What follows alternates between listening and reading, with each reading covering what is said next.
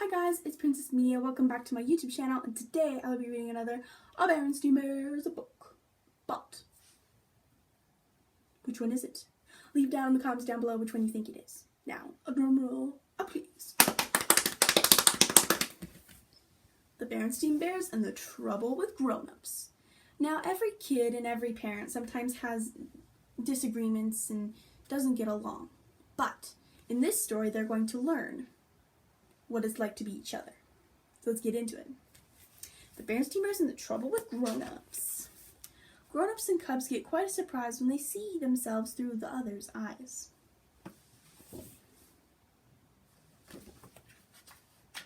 Alright, let's get into it. Even though it was bright and clear outside the Bear family's treehouse, there was a storm brewing inside. For a while, it would be wrong to say that cubs and grown-ups are natural enemies. It would be fair to say that cubs and grown-ups sometimes don't get along. "Where's the rest of my paper?" thundered an angry Papa, storming into the living room. It didn't take him long to find Brother Bear in the sports section. "I just borrowed it," said Brother. Papa snatched it up and plumped down in his easy chair. Brother wandered into the kitchen looking for sympathy from Mama. "Gee," he said, "what's eating him?"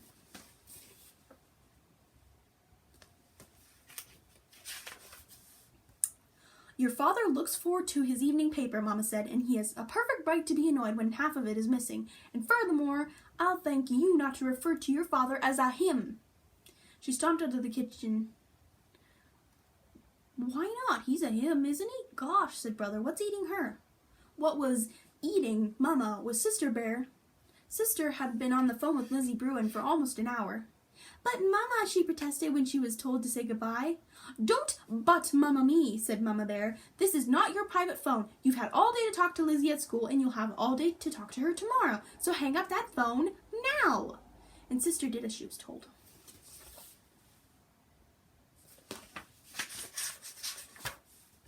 Later at dinner, Brother and Sister got into a little more trouble. "Peas and mashed potatoes again?" said Brother under his breath. "And what," Papa asked, "is wrong with peas and mashed potatoes?" Brother was about to answer that they'd had them 3 days in a row, but he thought better of it. Instead, he began counting and spearing peas onto his fork.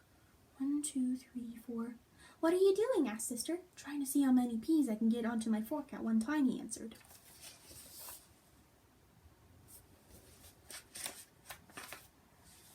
Excuse me. While Brother was counting peas, Sister was working on her mashed potatoes. She patted them into a little mountain and then used her spoon. She pressed a cup into the top. "Pour it right there," she said when Mama offered her gravy.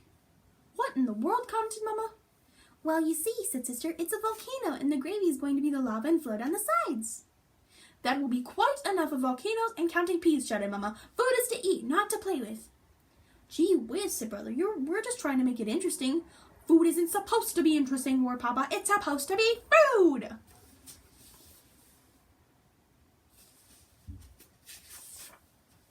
Brother and Sister went to bed that night and got up the next morning without much of fuss. But trouble started again at breakfast.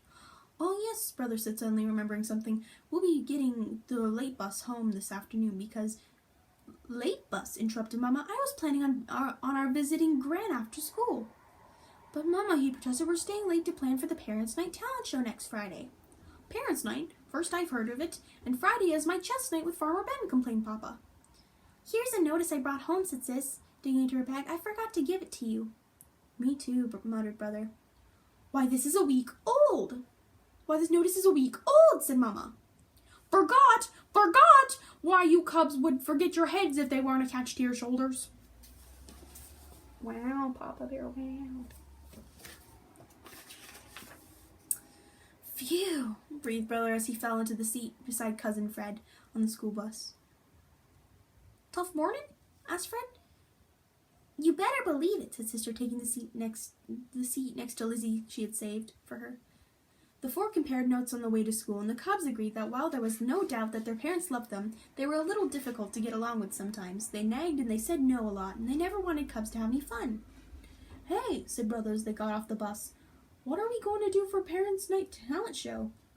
"Don't know," said Lizzie. "Let's think about it."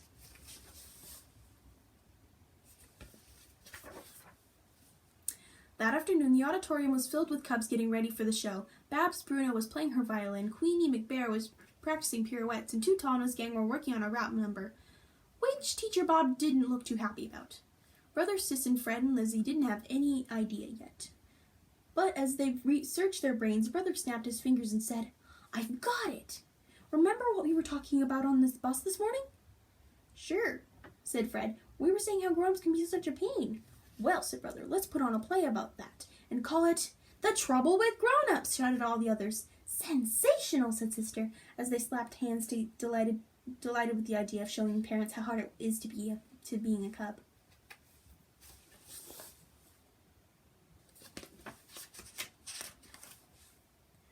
But putting on a play is easier said than done. You have to write it, figure out who is going to play the parts, then memorize it, then you have to worry about costumes and scenery, and the cubs did all that. It was hard, but it was fun, and they did it all in secret. Costumes for Fred and Lizzie were easy. They were going to be brother and sister, so they just borrowed their extra clothes. Getting costumes for brother and sister wasn't so simple because they would be playing their own Mama and Papa. They managed by letting Gran in on the secret, and she was a wizard on the sewing machine, and she made them great-looking little Mama and Papa costumes. And the 4 practiced their parts before they knew it. It was time for the big Parents' Night talent show.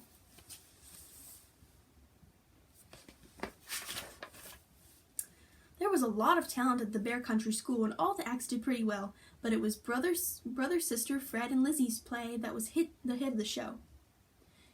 It is called The Trouble with Grownups, a play in 2 acts written and directed and performed by Brother Bear, Sister Bear, Cousin Fred, and Lizzie Bruin. I'm Papa Bear, and I'm going to relax in my easy chair after a hard day and read my paper. Yipes, someone stole my sports page. Help, murder, please, somebody stole my sports paper. Here it is, Papa. I didn't steal it, I just borrowed it. It's disgraceful, if that's what it is. Cubs have it too easy today. They have everything handed to them. But Papa... Don't but Papa me. I used to walk 20 miles to school in blinding snowstorms.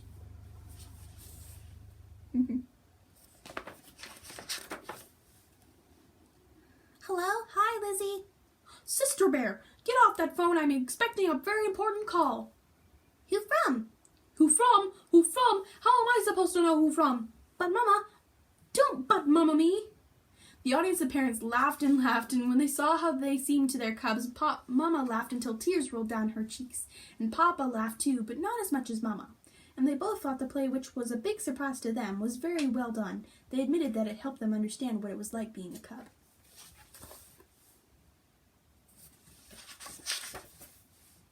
The next morning, Mom and Papa had a bit of a surprise for their cubs. You might even say a shock. Mama, who was a sewing wizard herself, had made a grown-up size pink jumper. Wearing it, she looked like a huge sister bear. She even had a pink bow, and Papa, wearing a red pajama top and blue bottoms, looked like a gigantic brother bear.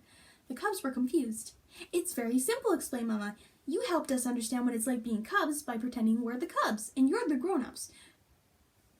By pretending we're the cubs and you're the grown-ups. We're going to show you what it's like being parents. Ooh, what an intriguing idea. Before brother and sister could say a word, Mama and Papa began acting like cubs. Where's breakfast? I'm hungry, shouted Papa. I hope we're not having gooey oatmeal again, screamed Mama. Ooey gooey oatmeal, shouted Papa, jumping up and down. Brother pulled sister into the living room where they could hear themselves talk, but the living room was another shock. There were things all over the floor, not toys, which they sometimes left lying about, but strange things like the vacuum cleaner, Mama's sewing basket, Papa's chainsaw, and his wrench set. What a mess.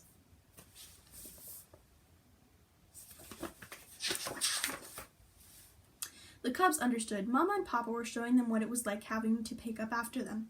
Mama and Papa ran through the mess and headed for the front door. Brother cried, "Please don't bang the..." But it was too late. Papa banged the door so hard it shook the house. Brother began to smile and sister began to giggle, and they went out on the stoop. There were cubs, Mama and Papa sporting about on the lawn, Mama jumping rope and Papa trying kick turns on Brother's skateboard. But their feet got tangled and they sprawled head over heels on the grass, and pretty soon they were all laughing so hard their sides ached.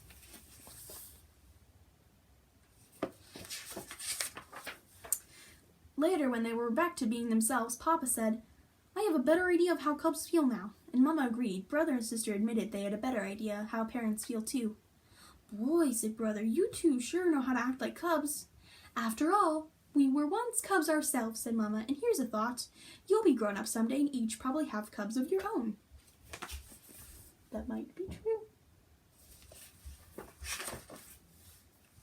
Brother and sister thought about that for a moment. They looked at each other, and then they looked off into the distance and thought about it. It was something to think about. And that was the end of the Berenstain Bears and the trouble with grown-ups. I hope you guys learned something good, because they definitely did. Thank you guys for watching this video. Please like and subscribe and comment down below. And I hope you've enjoyed this. Have a wonderful day, and I'll see you guys tomorrow. Bye, everybody!